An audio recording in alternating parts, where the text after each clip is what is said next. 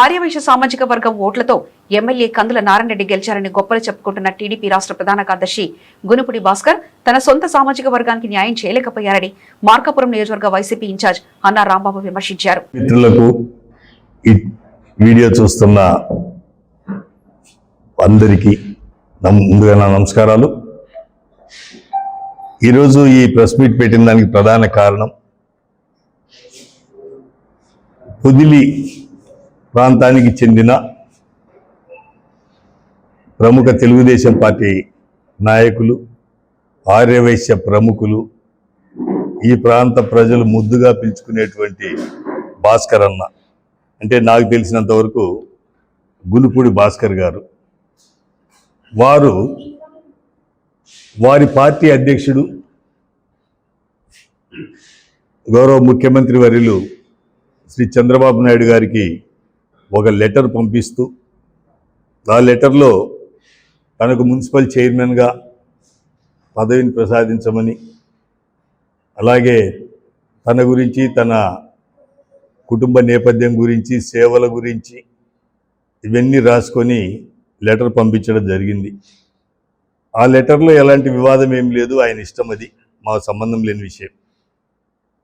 కానీ భాస్కర్ అన్న, అంటే గునుపుడి భాస్కర్ గారు పాపం పొరపాటున ఒకటి మిస్ అయినారు అనేది నా ఉద్దేశం. గుర్తు చేయదలుచుకున్న వారికి, గత సంవత్సరం మాజీ ముఖ్యమంత్రి వర్యులు వైఎస్ఆర్ కాంగ్రెస్ పార్టీ అధినేత, మా అందరి అభిమాన నాయకులు శ్రీ వైఎస్ జగన్మోహన్ రెడ్డి గారు పొగాకు రైతులకు అండగా నిలబడేదానికి, వారిని పరామర్శించేదానికి పొదిల్లో ఉన్నటువంటి పొగాకు బోర్డు సందర్శన కోసం వచ్చిన రోజు తన ఇంటి మీద నుంచే వైసీపీ వాళ్ళ మీద రాళ్ళు లేపించింది.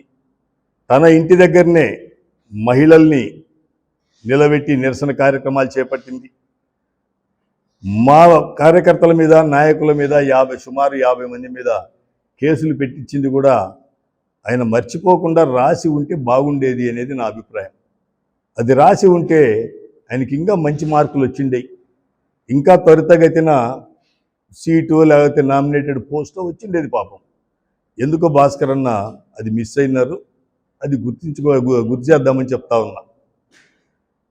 ఆ తదుపరి అదే లెటర్లో, అంటే ప్రధానంగా నేను ఇది చెప్పడానికే చేసింది, అదే లెటర్లో ఆర్యవైశ్యుడైనటువంటి అన్నా రాంబాబు గత ఈ అసెంబ్లీ ఎన్నికల్లో పోటీ చేసినప్పటికీ నేను నా కుటుంబానికి ఉన్నటువంటి వైశ్యుల్లో ఉన్నటువంటి పటుత్వంతో 80% ఓట్లు అన్నా రాంబాబుకు వ్యతిరేకంగా ఓట్లు వేయించినాము అని చెప్పేసి కూడా పొందుపరచడం జరిగింది.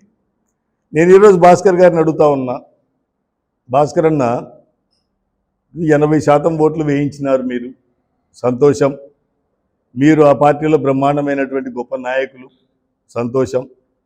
80% ఓట్లు వైశ్యుల్లో వేయించి అన్నా రాంబాబు ఓటమికి కారకులైన మీరు వైశ్యులకు జరిగితే ఇబ్బందులు జరుగుతుంటే ఎక్కడ నిద్రపోయినారు, ఏం చేస్తున్నారు?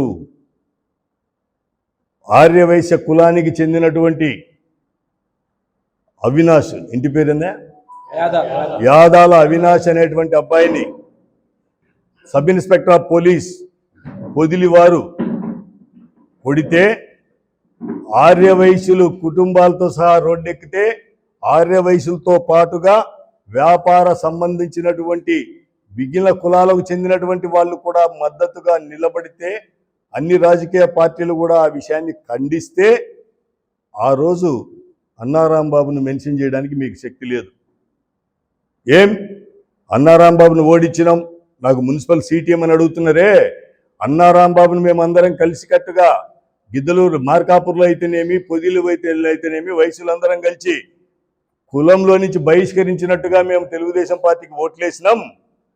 ఈరోజు వైశ్యులకి ఇన్ని ఇబ్బందులు జరుగుతున్నాయి, ఎంతవరకు సమంజసం అని చెప్పి ఎందుకు నీకు నోరు లేలే?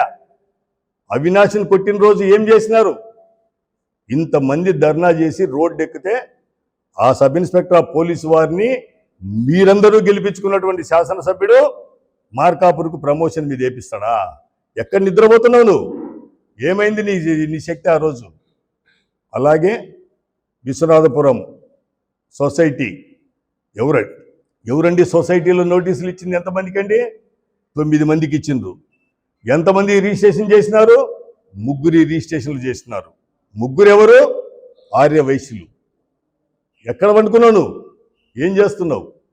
అన్నారాంబాబును కోట్ చేసి ఓడించినాం. మేము గొప్ప వాళ్ళము, కులం అనేది కూడా చూడలేదు. రాష్ట్రంలో అధికారం చేపట్టాలనుకుని చేస్తున్నటువంటి రాజకీయ పార్టీలకు కూడా కులాల ప్రాతిపదికన అభిమానం చూపిస్తుంటారు. మేము మాత్రం వైశ్యులుగా అన్నారాంబాబు మీద ప్రేమ చూపించలేదు. ఈ పార్టీకి అండగా నిలబడ్డాం. మాకింత అన్యాయం జరుగుతుందని చెప్పేసి ఎందుకు నోరు లేలే? అవినాష్ని కొట్టిన రోజేమో హోమ్ మినిస్టర్ గారు మాట్లాడినరు, న్యాయం జరుగుద్ది అన్నారు. ఏం జరిగింది న్యాయం? కులం మొత్తం రోడ్డెక్కి, కులంతో పాటు మిగిలిన వ్యాపార వర్గాలు రోడ్డెక్కి చేస్తే ఈ ఎమ్మెల్యే మీరు గెలిపించుకున్న ఎమ్మెల్యే చేసిందైతేనేం, లేదా ప్రభుత్వం చేసిందైతేనేమి, ఆ సబ్ ఇన్స్పెక్టర్ని ప్రమోషన్ ఇచ్చినట్టుగా ఇదే నియోజకవర్గంలో పోస్టింగ్ ఇస్తే ఏం చేసినావు? ఎందుకు కాపాడలేకపోయినావు? సిగ్గుండొద్దా నీకు? 80% ఓట్లు నేను వేయించినానని చెప్పేటోడివి నీ సీటు కోసం అడుగుతావా? లేకపోతే కులానికి ద్రోహం జరుగుతుందని చెప్పి అడుగుతావా?